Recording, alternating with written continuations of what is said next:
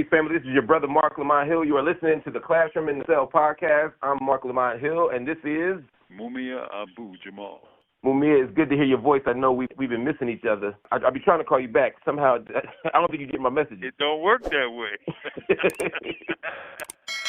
You know, it's a one-way street, that I can tell you. Man, I've been running around this city and really the state, talking with these students on these encampments, college campuses, and it's been amazing to see the energy, to see the chants, to hear the chants, to see the flag, to watch people demanding divestment from the universities, from Israel. I'm seeing a lot of stuff. And then just yesterday, Joe Biden announces that he's no longer going to send any weapons to Israel that could be used in Gaza for the Rafah invasion.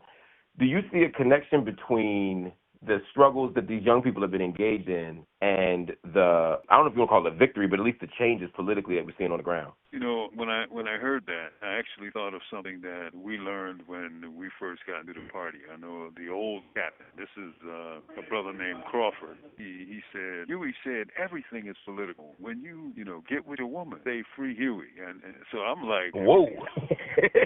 I'm like, I didn't get that. I mean, sometimes you learn something as a very young person and you don't really get it, right? It took me years to understand that everything was political and everything is political. And when politicians do anything, it's because of politics. And we shouldn't be surprised about that. Even politicians will say, that's political, as a negative connotation. This is a call from Pennsylvania State Correctional Institution, Mahanoy. This call is subject to recording and monitoring. But the reason they're saying that is because they're playing politics by saying that. John F. used to say that a politician is the kind of man who will tell somebody he was born of a virgin only to get 2 votes. You dig? And so that's politics. And anything involving the people is political. And these movements, you talked about these movements and how moved you are by them. I cannot tell you. It's like I've went back, 50 years and beyond. And I saw this, back on the Vietnam War days.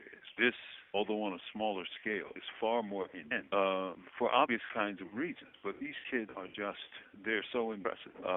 They're moved by humanity, not by politics, but by the suffering of human beings that they cannot abide. And they're being threatened, they're being expelled, they're being suspended. I've heard people say, make sure they never get a job, and they're still out there. You dig it? So I am so impressed by these. This is a call from Pennsylvania State Correctional Institution, Mahanoy. This call is subject to recording and monitoring. I am immensely impressed by these young people because they are moved by matters of the heart, not of the head. I think that's right. You just said something important, which was about the penalties that they're experiencing. Yes. A group of conservative federal judges, maybe 13 of them, but they said that they're never going to hire anybody from Columbia University as clerks precisely because of their resistance, precisely because of these efforts. Like they're not even pretending. They're not just blacklisting you. They're saying, look, we ain't doing it explicitly. Here's the kicker. When you say that, right, what are they really saying? They're not suggesting in the least that what these people are doing is illegal. They're saying they don't agree with the politics behind it. You dig? Right. And which shows you that what? I used to say this when I wrote Live from Death Row. I had a quote, the law is politics by other means. And I remember being attacked for that. But, it's the truth. You can attack me all you want. Is it true or is it untrue? That incident, that event that you described, proves the political nature of the law. Right. Now, these kids might be, brilliant legal scholars, right? They may have high-level law degrees. Or I know one young activist who's working on her PhD in law. And she's not going to get hired? Are you kidding me? Right. But that shows you the power of politics to determine people's lives in the law. Right. And they'll frame it as anti-Semitism. They'll say, well, there's anti-Semitism in the world, and therefore we have to be mindful of it. And that's because anti-Semitism has been married to anti-Zionism. And, here's the quiet secret about many of these protests that I've seen on TV and read about in the papers. Many of the key organizers are Jewish young men and women who are fundamentally, because they've studied this question, who oppose Zionism, right, as a settler colonialist, ethno-nationalist program that objectifies, thingify, subject people who are non-Jewish, like Palestinians. Man, this is complicated, and not in the way that Zionists mean it, because that ain't complicated. But how do you talk to young people? And I know you literally talk to young people. I went to. In fact, one of the times you called me, I'm always missing your calls. One of the times you called me, I think it was Monday night, and I was literally on stage or standing on Penn campus talking to the encampment people. And you called me, and I was about to be like, yo, Mumia here. And this might reminded me that you had already been there. I said, I'm getting shown up by Mumia. He was there 2 days ago. I said, damn. He beat me here, and I live up the street. Hey, man. Hey, it's technology, brother. What can I say? Yo, man, you just always a step ahead. But what's interesting about it was, I was thinking, like, what does he tell people?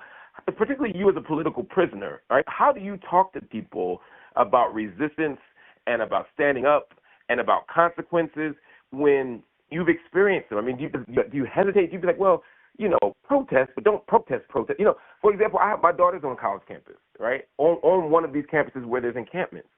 And it's like, I'm proud that she's out there marching. I'm proud that she's out there speaking. But I also don't want her going, I don't want her getting railroaded or doxxed or paying for my quote unquote sins. I don't want any of that. How do you go about talking to young people in light of like the realities that you know better than anybody? Well, I try to be honest with them and tell them that, what you're doing is very courageous because, kids have been beaten, bro. They've been arrested.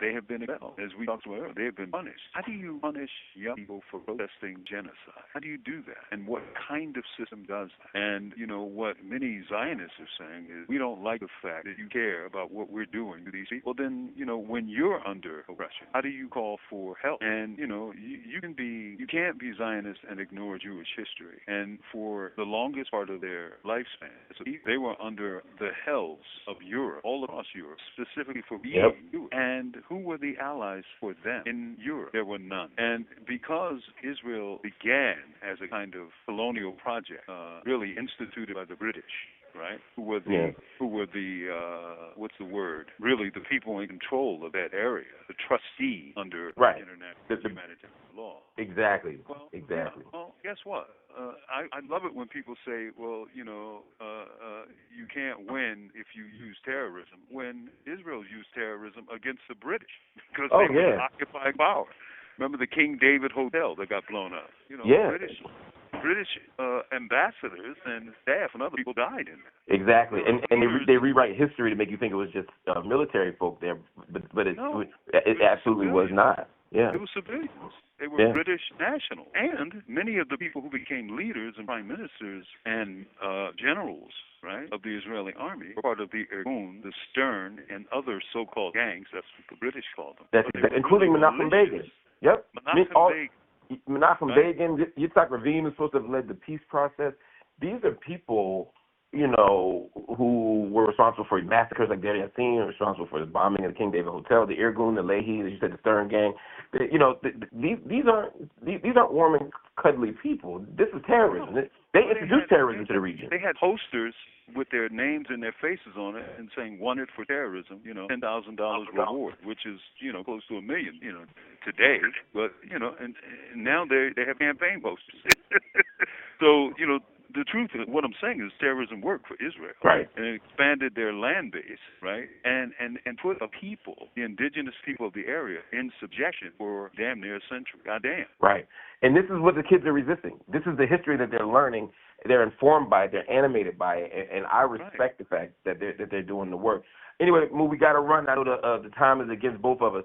But, my brother, it's good to hear your voice, man. It's good to talk to you. Hopefully we can talk again tomorrow.